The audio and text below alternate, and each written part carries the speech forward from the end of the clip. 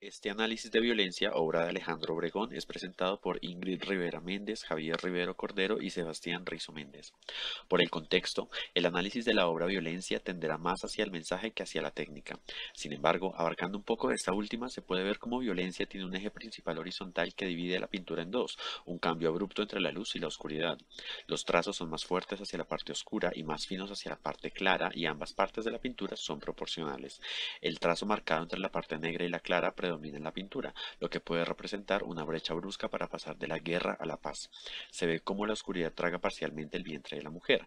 ¿Cómo se generaliza la violencia? De esa manera, tragando desde el vientre a cada generación de personas. El conflicto empieza en un momento, pero tiene un crecimiento exponencial que empapa cada vez más ámbitos y personas, y diferentes monstruos como la intolerancia y la desigualdad crecen en tal magnitud que la violencia deja de ser vista como un conjunto de actos aislados y se transforma en un componente del estilo de vida.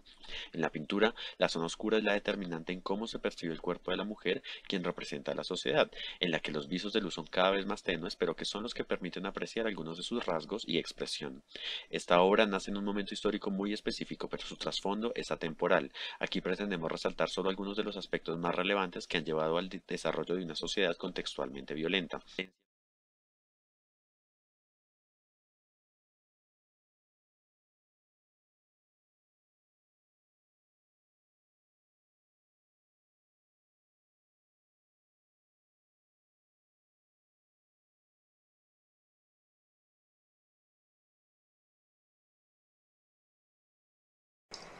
Esta obra de violencia se desarrolla en un momento histórico muy específico, pero aún así es una obra atemporal, ya que en la sociedad se han establecido condiciones violentas como ambiente cotidiano. En ese sentido, pretendemos aquí resaltar solo algunos de los aspectos más importantes que han llevado al desarrollo de una sociedad contextualmente violenta. Empezaremos con el aspecto económico, que es reconocido ya como uno de los primeros detonantes de la violencia en el país, especialmente porque recalca la inequidad de la distribución de recursos.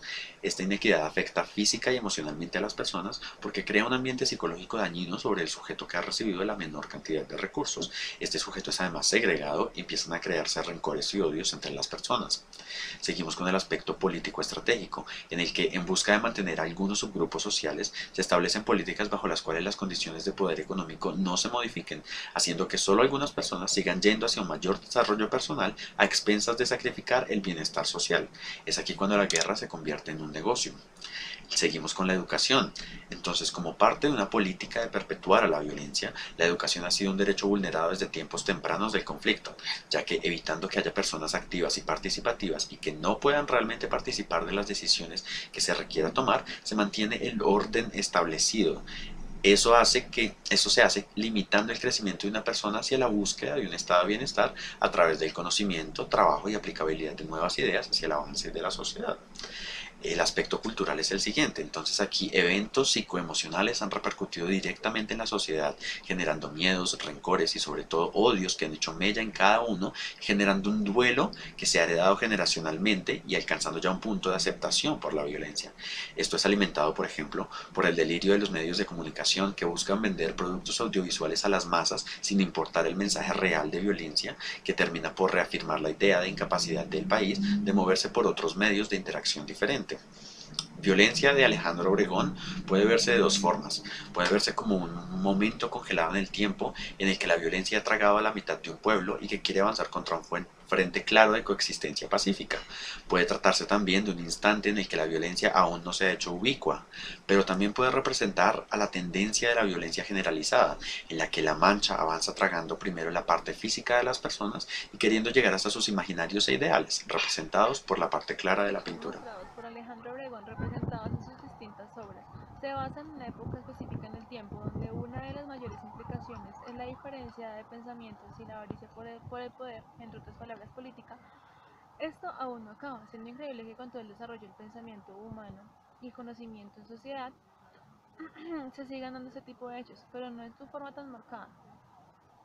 Palabras más, palabras menos y el problema de la violencia entre unos pocos, siendo mayor la incidencia de las consecuencias en el resto de la población, como si solo fueran peones en un gran ajedrez y sus dirigentes pasen por alto todas las problemáticas que se destacan de esto. En la obra Violencia se resaltan varios acontecimientos, siendo el autor quien expresa una mezcla no muy cálida entre el paisaje colombiano, mostrando sus horizontes, pero no con cualquier forma. Él muestra la forma de una mujer exaltándola de cierta forma como si hiciera parte fundamental de la geografía del país. ¿Y de qué manera se puede dejar la violencia de lado, sabiendo que llevamos años de tradición con esta? Pues Obregón lo dejó muy claro entre sus obras, entre su arte, en sus pinturas, donde con la fuerza de un pincel demostró la larga y dura crisis por la que el pueblo colombiano estaba pasando. Pero como se dijo anteriormente, no solo son obras de ese momento, y es allí donde entre lienzos se destacan cosas muy importantes para una construcción de paz. Una de ellas es que se debe buscar la equidad en la sociedad, dado que las personas que tienen buena solvencia económica con mejores oportunidades pueden llegar a tener mayores ventajas que los demás. Si estas brechas no se eliminan, la sociedad no llegará a su máximo desarrollo y la ignorancia seguirá permitiendo que los dirigentes continúen haciendo lo que quieran, vulnerando los derechos de los colombianos y sin promover cambio alguno. Tras eliminar esta diferencia, la mayoría de la población que se ve afectada alzará la voz ante el mundo y se dará cuenta de quienes en verdad tienen el poder y no se seguirán dejando en la penumbra las masacres a nivel físico, psicológico y emocional que esta guerra sembró. Uno de los aspectos claves y tal vez más relevantes resulta ser la educación. Educación como herramienta hacia el conocimiento y desarrollo de un pensamiento crítico propositivo individual en busca de mejorar una sociedad decaída. Por otra parte, se debe dar un apoyo integral a las víctimas del conflicto, pues como bien se demuestra en el maestro Obregón, en su obra donde la violencia se ve como un territorio montañoso, sombrío bajo la oscuridad, donde se siente hostil en su desolación y silencio, producido por la ausencia de quienes dejan estos seres humanos en los corazones de sus familiares, estos últimos, quienes quedan en tierra firmes, sin esperanza alguna y sin motivación para seguir adelante, necesitan un apoyo psicológico de parte de toda la sociedad para que haya inclusión y no existan barreras que permitan el desarrollo.